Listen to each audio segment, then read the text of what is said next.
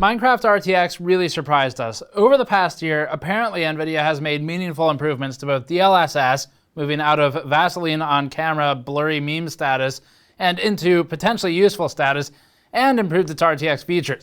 In this benchmark, we'll be extensively testing multiple RTX GPUs against Minecraft RTX for Windows 10, including a 60 FPS normalized chunk render distance benchmark, standard benchmarks with RTX on, off, DLSS on and off, and will include visual analysis of many of the features in Minecraft's new beta. The benchmarks help set the bar for what level of performance is needed to play Minecraft. Yeah, that's where we are now. We're trying to play Minecraft. Before that, this video is brought to you by Squarespace. Squarespace is what we've been using for years to manage our own Gamers Nexus store, and we've been incredibly happy with the choice. Squarespace makes e-commerce easy for those interested in starting stores, but it also has powerful tools to build all types of websites. Photo galleries for photographers, resume and portfolio sites, and small business sites are all easily done through Squarespace. Having built a lot of client websites the old way before running GN full-time, we can easily recommend Squarespace as a powerful, fast solution.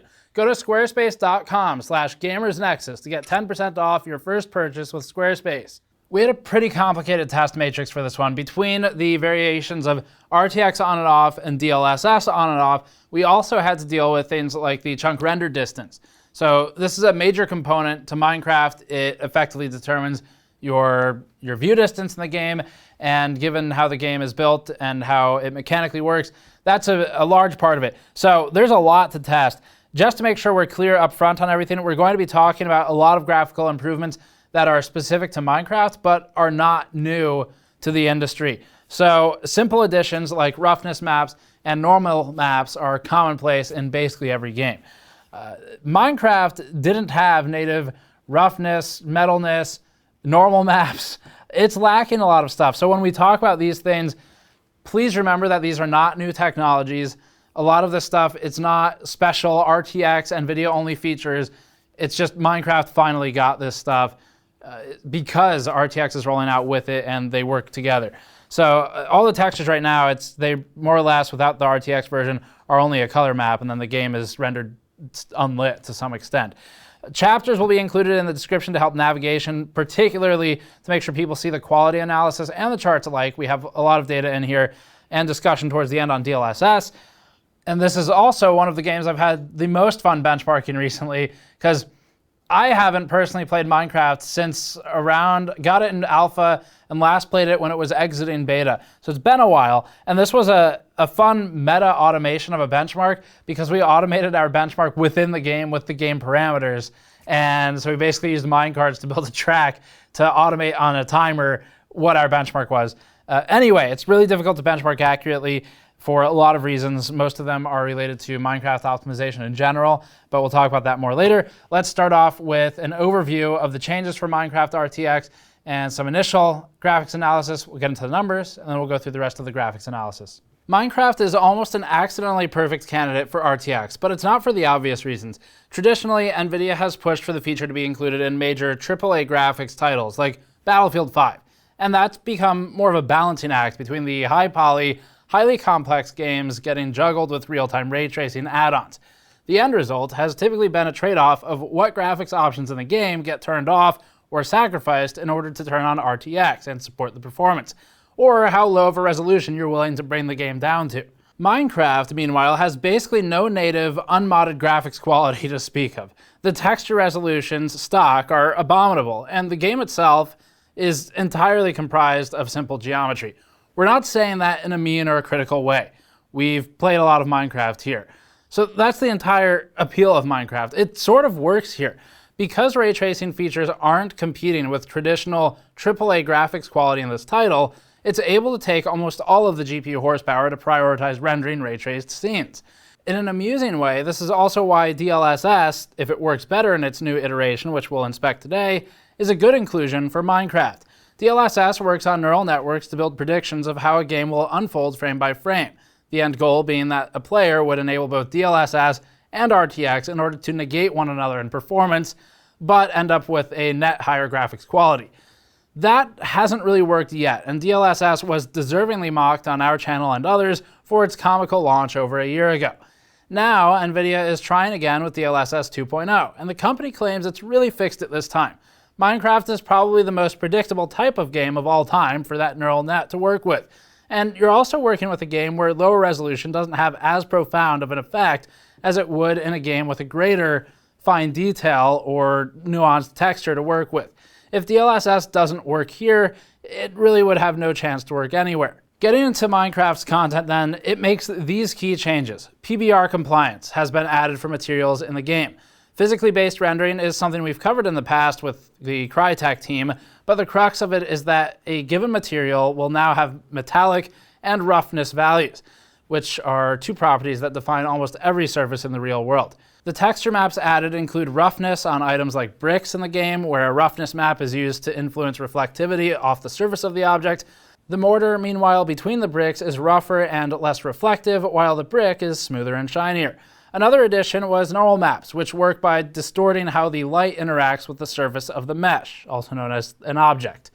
An example can be seen with blocks of iron, where the normal maps now make it seem as if there are 5 bars bulging off of the surface, and the original graphics for that would look basically completely flat.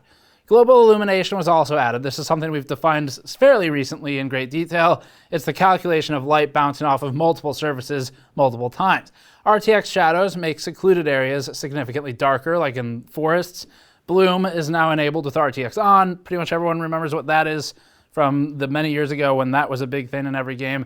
And glass and water exhibit reflections and refractions as are appropriate. So none of these are brand new to the world of computer graphics, but they're new to Minecraft. One quick note of fairness of analysis too.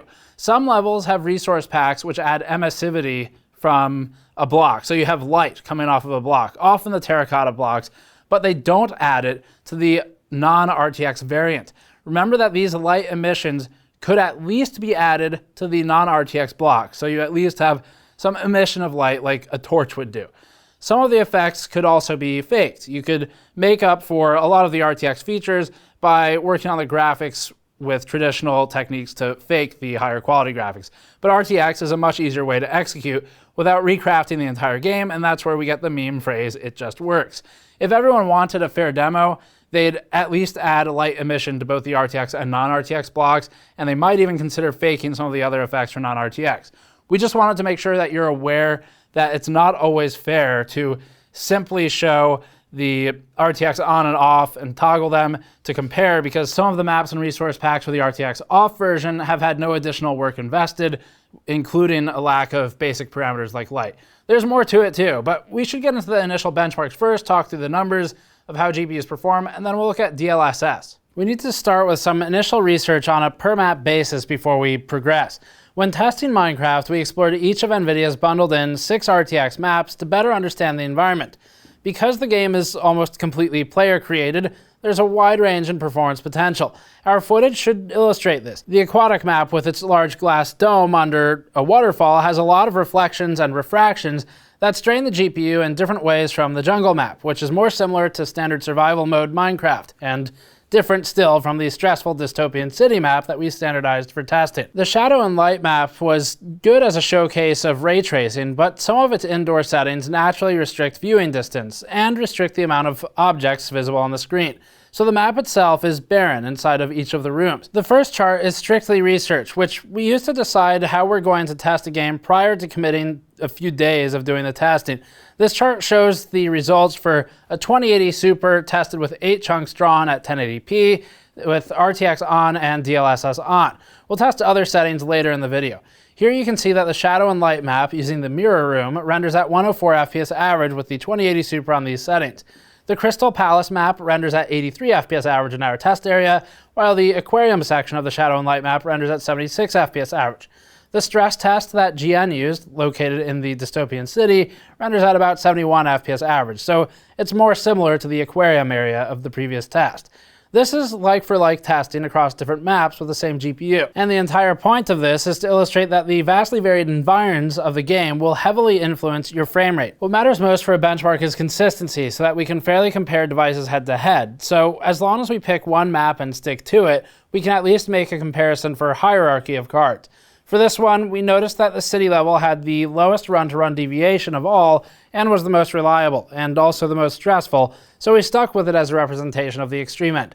Everything should scale with relatively the same stack in the hierarchy, so you won't see much movement from where the cards are relative to each other. It's just going to be the absolute frame rate that changes. The city benchmark we used was sort of fun anyway, because it was a meta automation that we were able to develop in this level, where we built a simple minecart track with a known speed and on a known time each direction, so we could consistently test using real-world gameplay across a variety of graphics elements in the level. One of the most important things for benchmarking Minecraft is traversal of terrain, such that the chunks are drawn and purged to and from the screen. Without this, you lose the realistic end, and most of the load-intensive elements of the game are lost with that. Our mine track helps us traverse far enough to influence chunk loading, which also helps better understand performance. For the chart that's coming up in a minute, we're doing a simpler test that's hopefully useful to more serious Minecraft players who have experience with the game's existing but limited graphics settings. Minecraft renders its world in clusters of blocks and data known as chunks, which is going to be an annoying name to say a lot this video. With RTX disabled, we can see pretty clearly as each chunk draws into the world given our render distance settings. Without RTX, those settings include a 96 chunk default, 128 chunk option, 160 option, and that goes down as well if you're running on really low-end hardware. Each draws increasingly more of the world before fading out of draw distance, but also significantly increases system load. For RTX, your options start at 8 chunks rather than something like 32 or 96, and then go to 12, 16, 20, and 24. It's significantly more limited by nature of RTX. We did a 60 FPS normalized benchmark to look at chunk draw distance while maintaining 60 FPS with RTX on and with DLSS on. This means that we increase the draw distance until we hit 60 FPS sustained, plus or minus about 2 FPS. We have some leeway there. We'll have charts with more precise FPS numbers in a moment, but this is more of a functional test for players who want to know how much of the world they can actually see. Here's the chart. The 2080 Ti draws 16 chunks at 1080p, 60 FPS, but couldn't go higher at 60. At 1440p, it does 12 chunks at 60 FPS, and at 4K, it is incapable of reaching 60 FPS in our test world, even with 8 chunks drawn. The RTX 2080 Super rendered 12 chunks at 1080p 60 FPS, 8 at 1440p 60 FPS, and was below 60 FPS at 4K, so unable to render the minimum 8 at 60 FPS. It can still render, it can still play, and we'll get to that later, just not at 60. That said, the 2080 Super was within a couple of frames per second of hitting 16 chunks drawn at 1080p. So we'd count this as 16 in less intensive maps and workloads, especially as things get optimized later by NVIDIA and Microsoft. The 2060 Super is barely able to hold at 8 chunks for 60 FPS at 1080p. It's technically below that. It's at 55, but it's close enough that we're counting it since this is a more intensive map. The 2060 KO is incapable of reaching 60 with RTX and DLSS enabled in our test suite. For our first set of comparative tests, we'll start with 1080p, RTX on, DLSS on, and 8 chunks render distance, tested in our custom course on the dystopian city map. The RTX 2080 Ti Extreme holds at about 90 FPS average, with lows relatively consistent run-to-run at 59 FPS 1% and 54 FPS 0.1%. That puts the 2080 Ti about 26% ahead of the 2080 Super, as would make sense. The 2080 Super is about 7.2% ahead of the 2070 Super, which maintains 60 FPS in heavy load scenarios at 1080p and with a draw distance of, again, 8. This keeps the 2070 Super in overall good classification in terms of experience. The two are so close, though, that we at first didn't trust the numbers, so we ran the tests a few more times, 8 more passes on the devices, and it didn't change. We think this is because the RT hardware is so similar that at 40 cores, RT cores that is, versus 48 RT cores, they're close enough that the more limiting factor is the RT hardware for once, rather than rasterization performance. The 2070 Super leads the 2060 Super by 21%, which also leads the 2060 KO by 21%. The 2060 KO struggles noticeably on this heavier map, although it do okay on less intensive worlds that are not as RTX feature focused. If we look at the graphics options for the game, there aren't many that you can adjust to help with performance. So the 2060 non-super cards will be the ones that are the most on edge of running adequately. You could further reduce resolution, you could try to stick to less RTX heavy worlds, you could turn off fancy rendering settings as they're called in Minecraft, but none of that's particularly helpful aside from the resolution reduction. If you're playing in survival mode and you're unlikely to build a metropolis that is replete with shiny objects that RTX likes, then the 2060 would fare better and remain more playable. For reference, standard deviation in average FPS was 0.4 to 0.6 FPS, so it's actually incredibly consistent with RTX on. RTX off's a different story, but on it's pretty good. Standard deviation in 0.1% lows is always much higher by the nature of 0.1% lows, but it was still fairly controlled for a beta of a game which is notoriously unoptimized already. We measured that at about 3 points. 1440p comparative benchmarks show similar scaling, just with overall lower frame rates. The 2080 Ti drops to 72 FPS average from its 1080p result of 90 FPS average, which is a reduction of 20% from the resolution increase. Keep in mind that DLSS changes properties based on resolution, so it's not fully like for like as a comparison between the resolutions. The 2080 Super is still around the 60 FPS marker at 56 FPS average. The 2070 Super is falling behind, but we'd still consider it playable on most survival worlds with less ray traced intensity, and the 2060 KO falls off at this point and feels slow on input as a result of its lower frame rate. 4K is rough. Even with the performance optimized settings applied for DLSS at this resolution, it doesn't really look that great for the 2080 Ti. The 2080 Ti has now fallen another 33% from its 1440p results to 48 FPS average. The "can it run Minecraft" meme that we've seen in our comments lately has actually become a reality. So good job, internet commenters. You got what you wished for. Now our only hope is Crysis Remastered. The 2080 Super and the 2070 Super don't hold up well either, and at this point, it'd be best to drop resolution and keep RTX. Fortunately, with Minecraft, that decision is easy to make. You're not really missing out on a ton with a lower resolution in most instances, especially if you're talking 4K down to 1440 and using DLSS, even with the heavier texture packs, and RTX in this instance adds disproportionately more value than it would in other titles, where you have to juggle between whether you want higher shadow quality or more geometry detail. In this one, everything's a cube, so it's a pretty easy toss-up. For some perspective as to how things work in the game, this chart shows more of our research with just the RTX 2080 Super.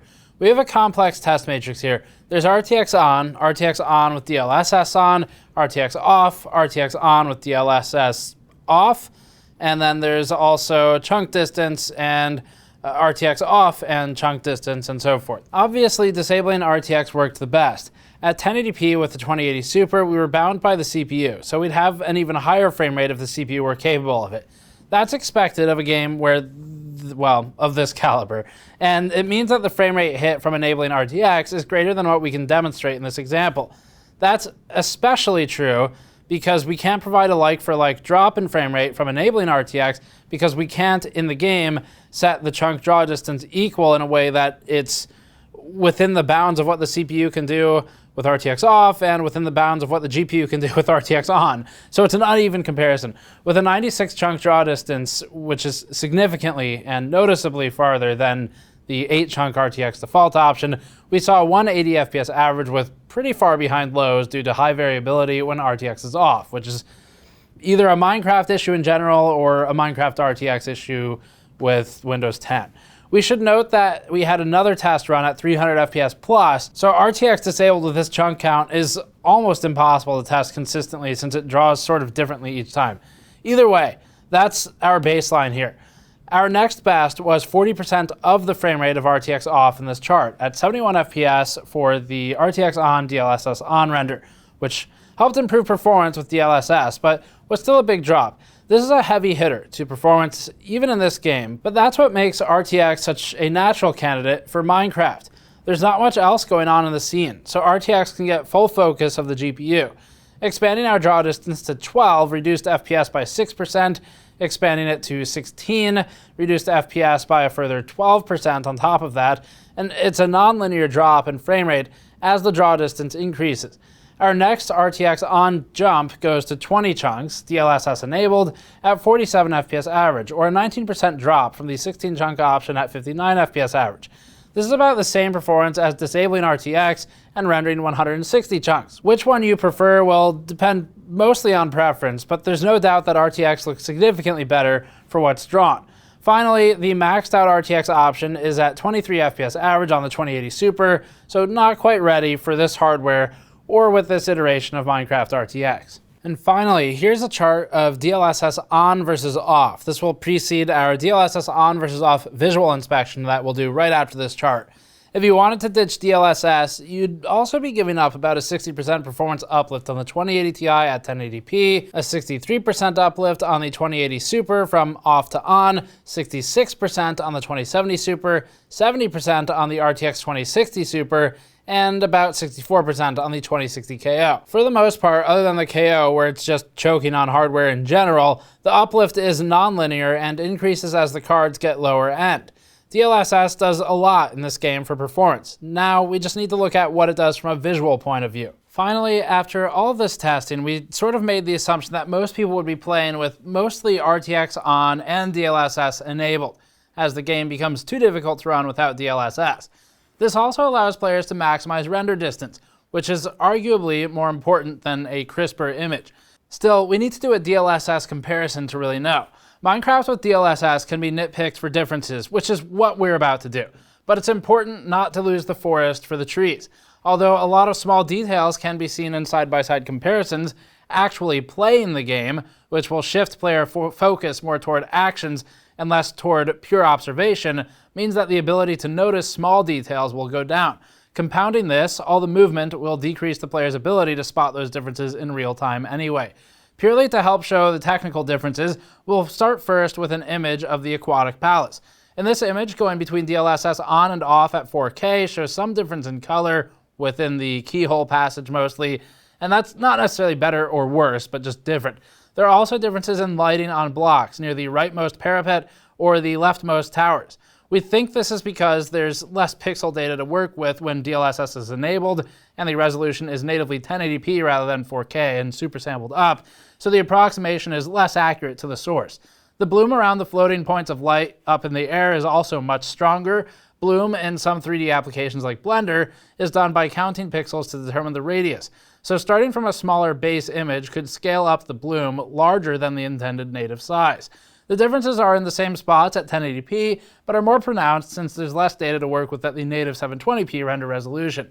The next image is a castle within a jungle. For this one, we noticed that the candlelight in the bottom center entrance is visible in both 4K with and without DLSS, but is not visible at all with 1080p. That 4K draws this with DLSS on is the interesting takeaway here. We also noticed that the textures on the left side of the image in the trees is significantly different. This may be because it has more pixels to show the leaf density, but we're not positive. It could also be something to do with the randomization of the texture, if that is a thing, but we don't work with Minecraft enough anymore to remember. On the right side, we also see lighting changes in the forest similar to the previous image. In our Crystal Palace example next, we noticed more highlights on the edges of objects, like the red bridge on the left, and also noticed slightly brighter lighting toward the upper right of the castle. We think this is related to reduced geometric information at 720p native resolution. Finally, in the shadow and light demo, we see that DLSS still has some of its blurry roots. The water reflections at the bottom of the screen are blurrier. With DLSS on, there's reduced ambient occlusion, or less profound shadows in the corners, and that's toward the back wall. The sharpness of edges is reduced for the green text. We also noticed slight aliasing on the edges of the green text, shown as thin black line artifacts. Overall, we'd classify 1080p with DLSS off as visually similar or slightly superior to 4K with DLSS on. Picking between them doesn't matter too much. Just go with whichever one has more performance. After talking with Andrew, our video editor who does a lot of work in 3D modeling applications and game engines, we decided that most of these differences are only really noticeable when you're comparing the images side by side and looking for them. We'd say that foregoing DLSS is better in a technical sense of visual quality, but that the performance gain in Minecraft RTX specifically far outweighs the less noticeable quality impact from DLSS being on. NVIDIA's implementation is much better in this game than in its attempts last year. Of course, it does have its imperfections. To make sure everyone's on the same page, we do find ourselves toggling RTX off somewhat regularly for either specific bugs or for navigation of the map. A list of issues and imperfections we encountered is as follows. Denoiser artifacts, particularly at lower FPS, can become very visible. We demonstrated this in the ceiling of the aquarium, where rapid movement showed denoising at the edge of the view frustum. We also noticed this especially heavily in darker settings or at lower frame rates when near clouds. It's not ever prevalent, but it's there. And again, especially at those lower frame rates. Speaking of, clouds seem bugged with RTX on, or done in a way that is mechanically worse. With RTX off, they're translucent, as they probably should be.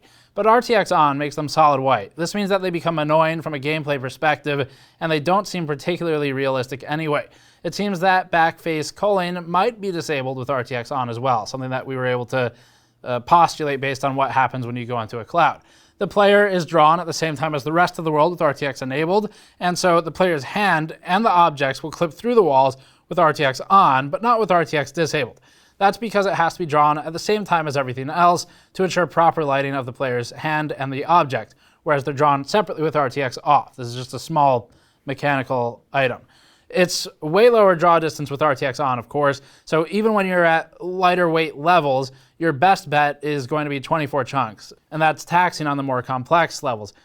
You get a pretty standard 96 chunks with RTX off and can even do more, and the bottom of that is also higher than 24 anyway. We found ourselves toggling RTX off in order to quickly find places or to evaluate the map, so it can become a mechanical hindrance in some scenarios, and you might find yourself toggling it on and off just to navigate, at least in the early stages of the game.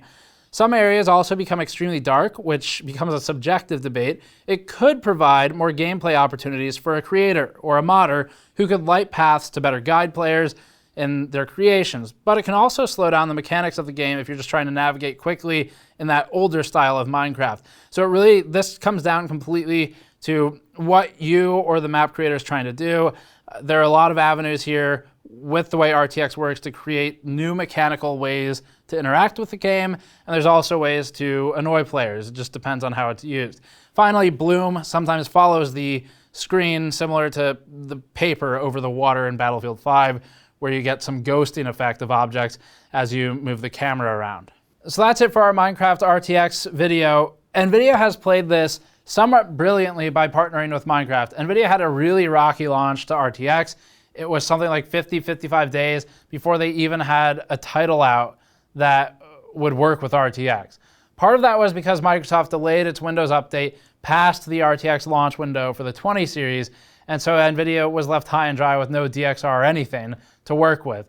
And launch, therefore, was pretty rough, because there was literally zero value in RTX at launch. And there remains to be value that is extremely game dependent, but it's growing. And the reason that this particular step is a brilliant play is that Minecraft is a large enough community that it's got games within games. So you're talking about an ecosystem of players who will find ways to mechanically leverage RTX in addition to visually leverage it to work with new viable mechanics that might not have really been viable before. Again, having really dark forests is something that you either like or don't like subjectively, but it can be leveraged mechanically to help better guide a player to where they're supposed to go in just basic level design. So value goes up disproportionately from adding this one title to the roster as opposed to the average AAA title where it's pretty locked down and developer controlled. Additionally, NVIDIA has shifted the conversation towards ray tracing in general. Real-time ray tracing specifically, ray tracing is not new. They didn't invent it. It's been around for ages, and it's not special. But real-time ray tracing is what NVIDIA has been pushing for, and now you see that suddenly consoles are including it.